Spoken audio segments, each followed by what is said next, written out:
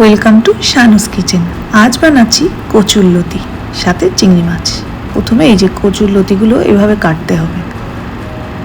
আমরা যেহেতু ভাপিয়ে নেব না, তাই মাঝখান থেকে কেটে নিচ্ছি, অর্ধেক করে নিচ্ছি, তাহলে সুবিধা হবে, তাড়াতাড়ি নরম হয়ে যাবে। কড়াইয়ে 3-4 চামচ মতো তেল নিয়েছি। এরপর বেশ কিছুটা রসুন কুচি দিলাম, তারপর পেঁয়াজ কুচি 1টা কি 2টো মতো, তারপর বেশ কিছুটা কাঁচা লঙ্কা 6-7টা মতো, তারপর এখানে নুন হলুদ দিতে হবে। তারপর যেটা কেটে রেখেছিলাম কচুরলতিগুলো, ওগুলো অ্যাড করে দিচ্ছি। এই যে এবার ওটাকে মিক্সড করতে হবে। আর সাইডে চিংড়ি মাছটা একটু নুন হলুদ দিয়ে ভাপিয়ে নিয়েছি।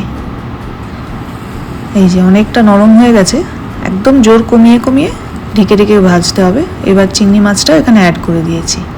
এই যে তৈরি কচুরলতি চিংড়ি মাছ দিয়ে। ধন্যবাদ।